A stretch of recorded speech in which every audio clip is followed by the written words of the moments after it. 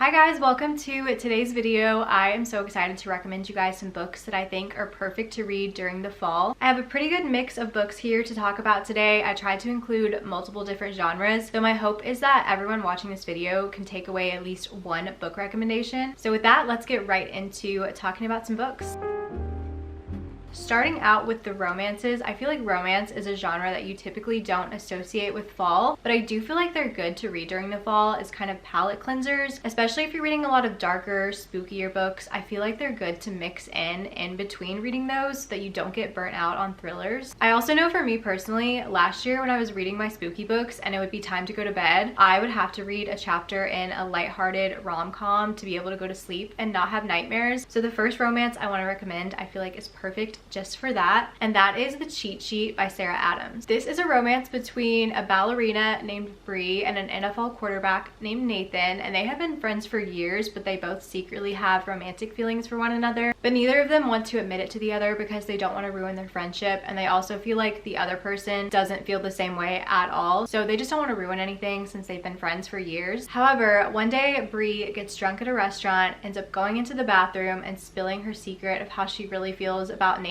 to another girl in the bathroom, and this other girl just so happens to be a reporter, so she ends up blasting the story and it ends up going viral, and now the public is like shipping them and thinks their relationship is so cute, and so Bree and Nathan end up fake dating for the public. If you've never read a Sarah Adams book before, she writes really cutesy, sugary sweet kind of romances. They're all closed door, so there's no spice in them, but they make for the perfect palette cleansers. This was such a fun time. It was cheesy, but in the best way possible. It just gave me such a serotonin boost. It was so cute. I think it's perfect for fall too, because I always associate football with fall, and there are lots of scenes with Nathan playing football and him and the team, and I was reading this last fall while I had football on in the background, and it was just the best vibes. And again, if you're needing a good palette cleanser in between your thrillers, I feel like this is such a good one to read in the fall. The next romance I would recommend is a really popular one, but if you haven't read it yet, I highly recommend you do so during the fall, and that's The Love Hypothesis by Ali Hazelwood. This is another fake dating romance between a PhD student named Olive and one of her professors named Adam Carlson. They end up fake dating because Olive is trying to prove to her best friend that she's over her ex and that her dating life is going well. Adam Carlson is kind of known in the department as being kind of a jerk, and Olive is definitely our sunshiny, sweet, happy character, so it was super cute to watch their relationship turn from fake into real. This was one of the first romances I read that was on the spicier side, and I feel like it's a good introduction into spicier romances if that's what you're looking for. I feel like this one is perfect for fall, not only because it takes place in a very academic setting, which I always associate academics and school with fall time, but Olive is obsessed with pumpkin spice lattes, and it's referenced all throughout this book. I feel like it would be the perfect vibes if you had a pumpkin spice latte while reading this, and you'll see lots of cute moments with pumpkin spice lattes featured in this book. This is just such a cute, happy, fun romance, and I feel like a good one to mix in with other genres that you're reading this fall. This next book is truly the quintessential fall romance, and that is the X Hex by Erin Sterling. This one is actually a romance between two witches. One is named Vivi and one is named Reese, and at the beginning of the book you see that they had a really bad breakup, and Vivi is just venting her frustration, and in the process, while she's kind of saying some bad things about her ex, she accidentally ends up putting a curse on him. So years later, her ex is coming back to this town where Vivi lives because his family actually founded the town, and all these bad things start happening to him, and that is when Vivi and Reese both realize that she accidentally put this curse on him. So it's about their journey trying to reverse the curse and in the process rekindle their romance. And aside from the fact that it's a romance between two witches, it also takes place around Halloween time, and the town that this is set in is literally Halloween Town. It is so cute. It is so fun. Vivi's family owns this one little shop in the town, and it reminds me of something that you'd see in Harry Potter, like on Diagon Alley. There's a cat in here, there's magic, there's spell books. This was definitely one of the romances that I read last year. After reading something scary, I would read a chapter in this before I went to bed, and it definitely made me less scared, and it was just such a fun time, and it was really cute. The next romance I have to recommend to you guys doesn't give off the most fall vibes, but it does take place during during the fall, and that is November 9th by Colleen Hoover. This is a romance between Ben and Fallon, and when they meet, they have an instant connection, but neither of them are in a good place to start a relationship. So they come to this agreement where they're gonna meet up one day every year on November 9th, and they're not gonna have any contact with one another outside of that day. So you get to see their relationship progress through the course of this one day every year, and it's super interesting to see the different things in their life that are going on and how their relationship evolves and how they evolve individually. As their relationship progresses, Fallon starts to question some of Ben's intentions, and there's a subplot of suspense, so I was literally racing to the end to find out what was going to happen. I know Coho is not for everyone, but I personally think her books are just so bingeable. I literally flew through this book, and I actually read it last year on November 9th. I have a whole reading blog where I read it on November 9th. Like I said, this book doesn't give off the most fall vibes ever, but it does take place on November 9th, so that is during the fall, and I feel like this would be a good one to read on that day if you can, because that day is so meaningful to the story and it takes place on that day. I feel like it would be a good one to read then. Moving into something a little bit more suspenseful, but if you're not wanting a full-out thriller that's a little bit darker and a little more chilling, but you still love a good mystery, I would highly recommend Apples Never Fall by Leanne Moriarty. I read this book last month and absolutely loved it. In this book, we get two different timelines following the Delaney family. In the past timeline, you kind of learn about the family dynamic. You have the husband and wife who are an older married couple named Joy and Stan, and then they have 4 grown adult children. And the past timeline is centered around this one event that happened where a woman comes and knocks on Joy and Stan's door, and she is in bad shape. She is bleeding. She claims that her partner has abused her. So Joy and Stan open their home to her and end up taking her in and helping her get back on her feet. But in the present timeline following the Delaney family, we see that Joy has gone missing. So it's kind of like, did this woman who came and stayed with Joy and Stan have something to do with her disappearance, or is it something else? And we're seeing all these little clues in the past that come back and play out in the present. I loved the characters in this book. It was so interesting following them and following their story and trying to figure out what was going to happen to Joy. I had all these theories and predictions and none of them ended up being right. I loved the ending of this book because it left no questions unanswered. Every little detail that we got in this book tied up at the end in a nice little bow, and that is my absolute favorite kind of ending for mysteries. This is another book that isn't fall specific, but I do think it's a good one if you're still wanting those mystery vibes, but not something super dark and scary. Also, the apples on the cover and then the title, and when you find out in the book why it is titled this, are giving me fall vibes. I always associate apples and apple picking with the fall time, and when I was reading it, I was like, oh, this would be perfect for fall since it's a mystery and it has apples. Another mystery that I do feel is on the lighter side because it is a YA mystery is Truly Devious by Maureen Johnson. This book is the start to a series. We're following 2 timelines in this book as well. In the past timeline, we're following the Ellingham family, and the Ellinghams were very wealthy. Albert Ellingham founded this boarding school in Vermont, but one day his wife and daughter were kidnapped, and it's kind of a mystery what really happened to them. And in the present timeline, we follow a student named Stevie Bell, and she actually attends this boarding school that Ellingham founded, and she is really interested in true crime. So she is trying to solve the Ellingham case and find out what really happened with his wife and daughter. And I think this one is so perfect for fall, especially because of the setting. It takes place at this boarding school in Vermont during the fall time. This is just a really fun mystery with lots of little clues, and it's fun to solve them along with Stevie. If you like the show Wednesday, I feel like you'll really like this book because the way the boarding school is described in here reminds me so much of the school that Wednesday goes to. Moving into something a little bit spookier, this thriller is one of my favorites of all time. I read it last fall and it actually scared me to death, but it is so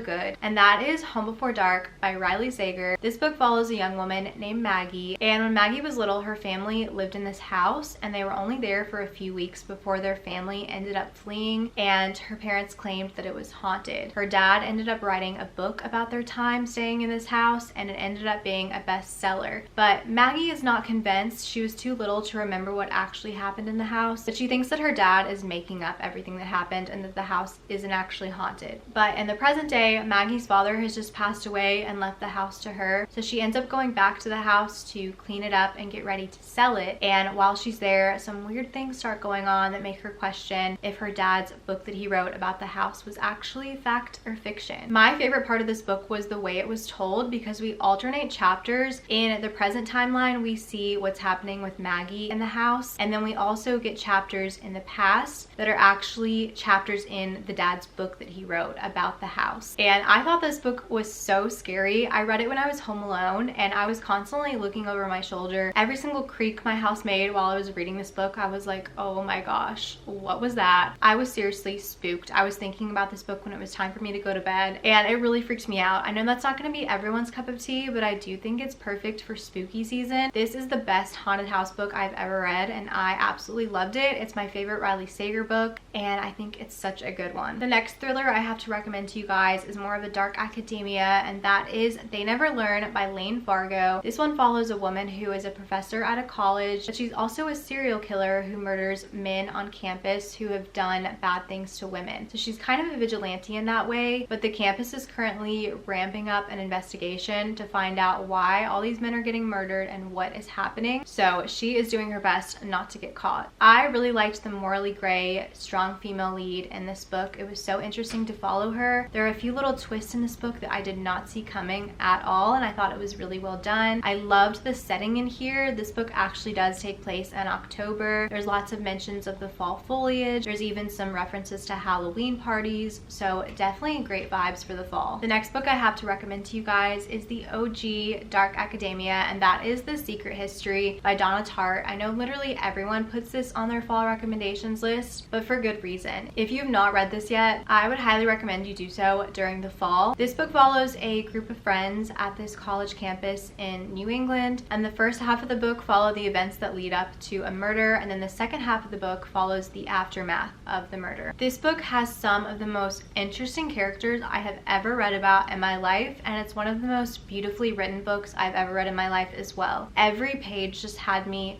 so gripped. I can't even explain like how good Donna Tartt's writing is. The narrator who we're following in the story was just so fascinating to me. It was so interesting to read from his perspective. This book has very unlikable characters, but they are so fascinating to read about. The vibes of this book are just very haunting and very chilling. I feel like it's very great to read during the fall. It takes place during the fall and then into winter, so it's a good one to read during those months. When you read it, you'll see why this is like the OG that started the whole dark academia subgenre. You'll see a lot of influences on other dark academia books that this one has if you read a lot of dark academia, and for good reason. I feel like this book is just a masterpiece. On a similar note, a book that was heavily influenced by The Secret History is Bunny by Mona Awad. I know this book is kind of controversial because people either love it or hate it, but I personally loved it. In this book, we follow this group of girls who call themselves the Bunnies, and they are very peculiar. They wear like bright pastel colors. They're always like petting one another and calling each other bunny. They have picnics and tea parties and just seem like a very strange bunch. And then we follow a student at the same school named Samantha Mackey, who's kind of observing the bunnies from afar. But one day she ends up getting an invitation to be a part of their group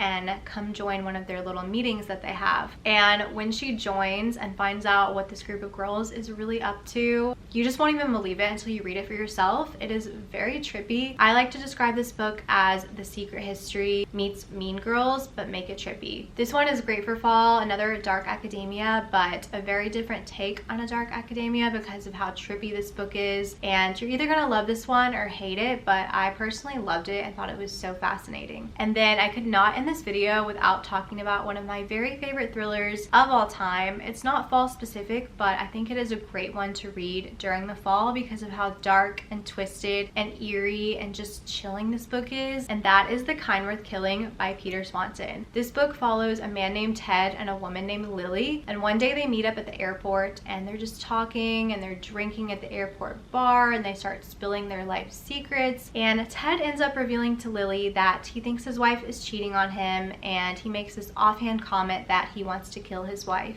and Lily is like, yeah, you should do it, you should kill your wife and I'm gonna help you. And I think that's all you should know going going into it because it is such a wild ride from there. In this book, we get Lily and Ted's perspectives, and it is so fascinating to see their backstory. Every single chapter in this ends on a cliffhanger, and I never wanted one person's story to be over. I just wanted to keep reading. This book is so bingeable. This book is so twisty. So many things in here that I did not see coming. The ending to this book is a little bit ambiguous and open-ended, but there is a sequel now to this book that came out earlier this year called The Kind Worth Saving. I didn't love the story in that book quite as much, but it does give you closure for the ending in this book. If you read this and the ending makes you mad, definitely read that one because it does give you the closure that you need on what happens at the end of this book. So highly recommend, one of my favorite thrillers ever. And those are all the books that I currently have to recommend to you guys for the fall. They're some of my favorites. I think they're perfect to read over the next few months to get you in all the fall vibes. Comment below with a book you would recommend for the fall. I'm currently working on putting my fall TBR together, so that video will be up in a little bit. Make sure you are subscribed to my channel so that you don't miss that one. Be sure to give this video a thumbs up if you did get a good fall book recommendation from me today. Thank you guys so much for watching this video. I hope you did enjoy and took away some good recommendations. Happy fall reading, and I will see you guys so soon in the next one.